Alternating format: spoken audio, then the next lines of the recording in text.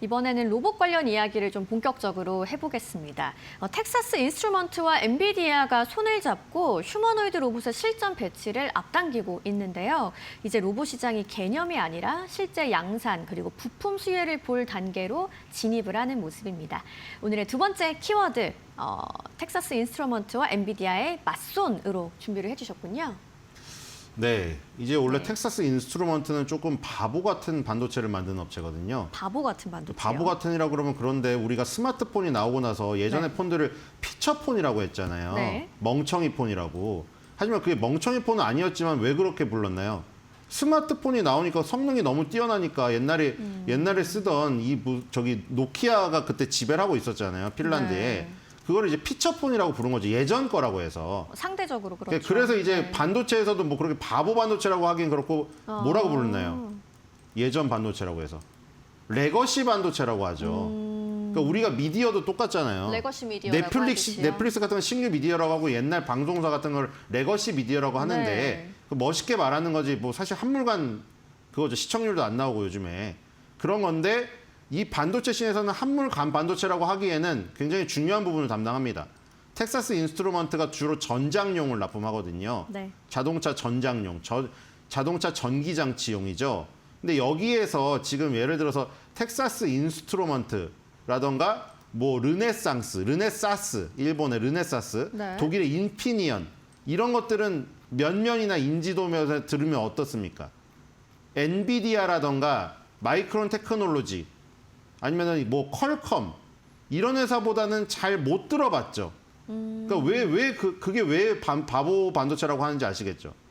엔비디아라던가 퀄컴이라던가 마이크론 테크놀로지가 뛰어들지 않는 시장인 거예요. 네. 르네사스라던가 인피니언이라던가 텍사스 인스트루먼트가 주도하고 있는 이 반도체 씬이거든요. 네. 근데 여기 왜 안 뛰어드느냐? 얘네는 상대적으로 공정이 조금 더 9세대 공정입니다.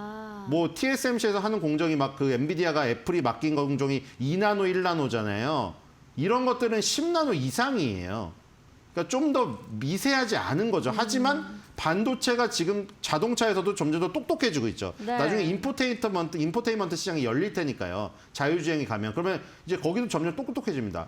여러분들 자동차 운전하시면 아시잖아요. 요즘에 자동차 많이 똑똑해진 거. 그렇죠. 옛날이야 뭐 에어컨이나 켜고 라디오나 켜고 그 정도 CD 플레이 넣고 이거였는데 지금 자동차는 그게 아니잖아요. 스스로 네. 생각하고 이렇기 때문에 반도체 성능도 올라가고 있습니다. 네. 근데 여기서 이제 로봇까지 접목이 된 거죠. 텍사스 네. 인스트루먼트가. 그러니까 뭐죠? 레거시 반도체의 대명사가 엔비디아랑 손을 잡고 인공지능 자율주행 씬으로 진출하면서 굉장히 똑똑한 반도체 씬. 그러니까 마진이 많이 넘는 시장으로 옮겨간다는 굉장히 중요한 포인트가 있는 거죠, 여기서. 그리고 이번에 GTC 2026에서 공개가 된 거예요, 이게. 네. 텍사스 인스트루먼트랑 엔비디아가 협력을 해서 시스템을 만들어서 그걸 어디에 적용했나? 휴머노이드 로봇에. 아까 서두에 살짝 말씀드렸는데 이제 다음에 누가 전쟁을 일으킬지 모르겠는데 네. 다음의 전쟁에는 이제 드론이 아니라 휴머노이드 로봇이 주인공이 될 수도 있습니다. 그럴 것 물론 같네요. 전쟁을 제가 바라진 않아요. 전쟁이 네네. 일어나면 너무 피해가 크잖아요. 근데 만약에 전쟁이 일어난다면 휴머노이드 로봇, 우리가 건담이 싸우는 것을 만화에서만 봤는데 진짜 이게 일어날 수도 있는 겁니다. 네, 무슨 현재는 말씀인지 아틀라스 로봇이나 이런 공장에서 일하는 로봇으로 나오고 있지만 네. 그걸 제어를 만약 푸는 순간 정말 터미네이터 그 시대가 올 수도 있는 네. 겁니다. 여기에서 텍사스 인스트루먼트가 뭐를 했느냐? 이 MM 웨이브 레이더 요게 있습니다. 맨 밑에 보시면 MM 웨이브 레이더란 게 있죠. 그 다음에 엔비디아의 홀로스캔 센서 브릿지가 있습니다. 그리고 네. 엔비디아가 제슨토르라고 우리가 지금 뭐 블랙엘이라든가 이런 것들은 최첨단 칩에서 나오는 그 모델이고 로봇에 관련된 모델은 제슨토르가 또 있습니다. 그래서 제슨토르랑 이 지금 텍사스 인스트루먼트의 MM 웨이브 레이더 통합을 통해서 엔비디아의 홀로스캔 센서 브릿지 요거를 활용해서 시스템을 만들었는데 그걸로 인해서 할 수 있는 그 결과물은 뭐냐? 저기 나오죠. 저지연 데이터 전송입니다. 결국 이렇게 되면 휴머노이드 로봇이 AI 컴퓨팅을 통해 갖고 조금 더 능동적으로 훨씬 네. 더 진화된 흐름으로 작동될 수 있게 하는 부분입니다. 결국에는 텍사스 인스트루먼트가 휴머노이드 로봇에 적용이 되면서 네. 좀 더 최첨단 로봇 시장에 진출하는 파트너가 됐다는 이 지금 의미가 있겠죠. 네, 말씀하신 것처럼 뭐 레거시 반도체에서 이 최첨단 시장으로 넘어왔다는데 좀 의미가 큰 것 같고요. 그렇다면 이 종목 관련해서는 좀 어떤 내용을 조금 더 보면 좋을까요? 눈송이 분석 한번 네, 볼까요? 텍사스 인스트루먼트도 캐터필러 같은 종목입니다.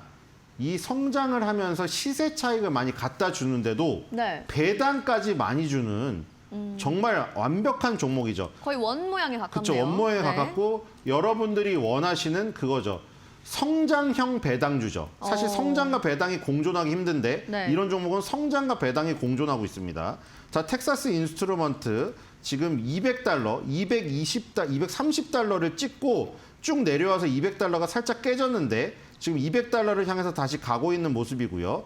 201선의 지지와 51선의 저항을 받고 있는 사이에 끼어 있는 모습입니다. 보라색 21선도 있긴 합니다만 네. 51선과 201선이 조금 더 중요합니다. 네. 자, 그리고 텍사스 인스트루먼트도 17개 분기 중에 13개 분기에서 매출 어닝 서프라이즈를 기록을 했고요. 최근에 2025년도 4분기 실적은 어닝 쇼크가 나왔습니다. 뭐 큰 건 그랬군요. 아닌데 네. 매출액이 4.44 빌리언 달러였는데 4.42 빌리언 달러로 예상치 하회가 나왔고요. 소폭 하회군요. 예, 소폭 하회고 EPS 1.30달러 예상이었는데 1.27로 네. 마이너스 2.31% 살짝 예상치 하회를 했습니다. 네. 요것도 4월 23일 날 캐터필러랑 비슷한 시점에 2026년도 1분기 실적이 나오기 때문에 한번 살펴볼 필요가 있을 것 같고요. 네. 자, 텍사스 인스트루먼트는 222.63달러의 목표 주가가 설정되어 있습니다. 지금 주가로부터 14.39% 정도 업사이드가 남아있는 상태고요. 지금 이것도 의견이 좀 많이 갈리고 있습니다. 어제 테슬라를 보시면은 테슬라는 셀이 굉장히 많죠. 그것만큼은 아닌데 캐터필러랑 텍사스 인스트루먼트도 셀 의견이 있는 종목입니다. 텍사스 인스트루먼트는 4개의 그 셀 의견이 지금 나와 있고요. 11 바이에 10폴드로 나와서 모더레이트 바이가 나와 있습니다. 네, 로봇이 실제 공장 그리고 일상 공간에 투입되는 속도는 빨라질수록 또 전력 반도체, 패키징 쪽 수혜도 커질 수가 있는데 그런 의미에서 우리 시장에서 시그널 받을 종목을 어떤 걸로 골라오셨을지 좀 궁금하거든요. 네, 여기 그 로봇 관련 네, 해서 제가 꼽아왔죠. 네, 해성 DS 오늘 네. 준비해 주셨네요. 아, 로봇 관련이 아니라 텍사스 인스트루먼트의 기본적인 아까 얘기거든요. 네네. 자동차 전장용 레거시 반도체를 만든다고 했잖아요. 네. 자동차 전장용 레거시 반도체의 기판을 제공해주는 아. 업체가 바로 해성 DS거든요. 그래서 자동차가 똑똑해지면 똑똑해질수록 해성 DS의 그 활약도 높아진다.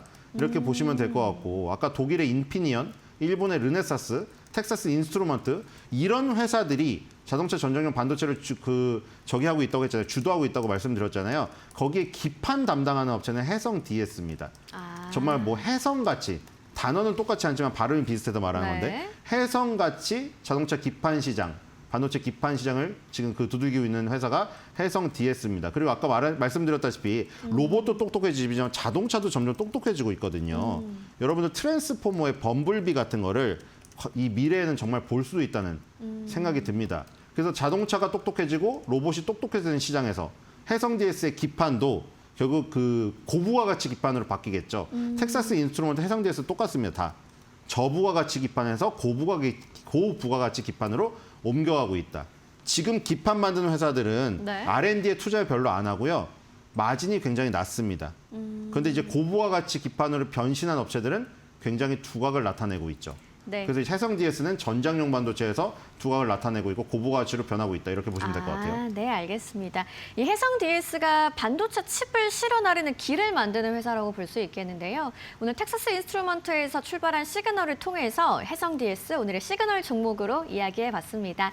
오늘도 월가 시그널 신일섭 위원님과 함께했습니다. 좋은 말씀 고맙습니다.